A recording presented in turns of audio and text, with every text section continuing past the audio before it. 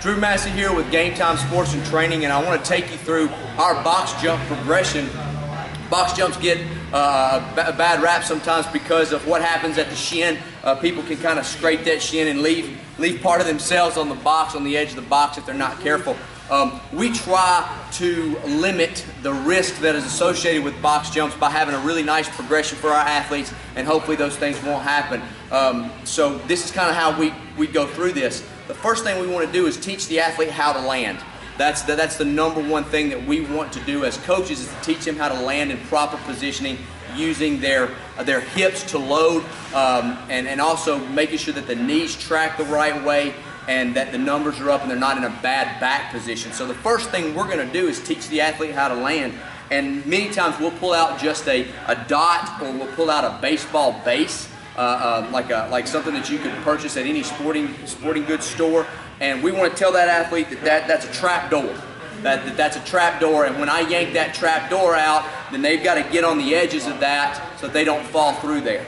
So we're going to yank that trap door out, and what we want to do is have the athlete kind of drop into what was going to look like a good squat position. So if I was the athlete, then I would be here, and my coach would tell me, go, or I'm pulling the trap door out, whatever cue you wanted to use.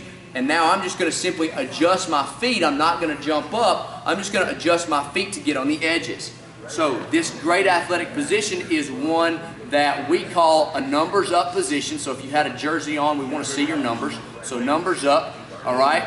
The other thing we want to do is we want to make sure that those hips are pushed back. Those knees are kind of shot forward a little bit, and we've got great ankle dorsiflexion, because that's going to act like a spring in case I want to jump up. So we want to make sure that landing is nice and solid.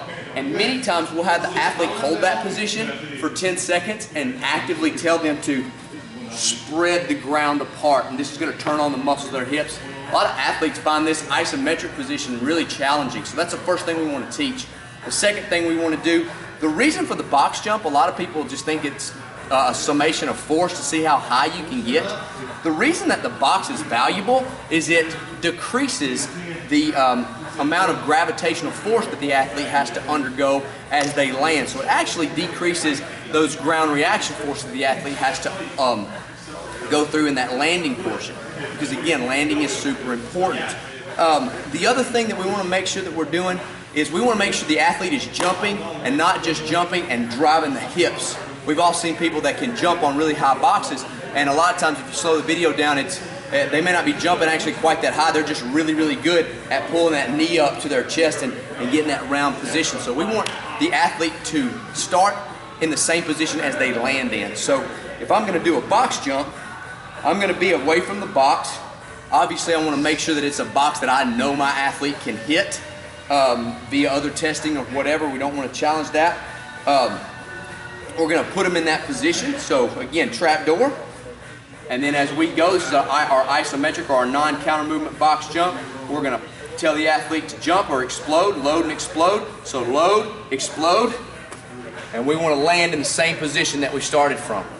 Then what I really like to do is have the athlete step off to the side and then step down, as opposed of going onto the box and then jumping backwards off a box. I think that when you jump backwards off a box, you run the risk of kind of catching that toe or catching that shin, just as you would if you gave an athlete too high of a box, and that's going to be a risk too. So we've kind of got a little three-tiered system set up. So if I have an athlete, if I've got a group of athletes, and they're going to be able to pick, am I going to go with this box or this box? And again, I've got something that they can step onto. So again, the box jump is a summation of force. We want to teach the athlete to be explosive, but also we want to make sure that we understand the risks that are associated with box jumps and try to minimize those risks as much as we can. So we're going to be in that good athletic position, isometric hold, load, explode. Then we're going to step off and come back. Now if we want a little bit more reaction, if we try that isometric for a little while and we want a little bit more reactive strength from that athlete, then what we may do is we may have the athlete start with his hands up, and then we're going to load by throwing our hands into the ground, and then a quick reaction off the ground. Our cue for this is tell the athlete to get off the ground quick.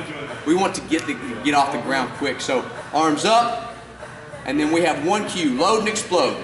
Pop, pop, again, we want to land in the same position that we're going to start in, and then we would come off the box.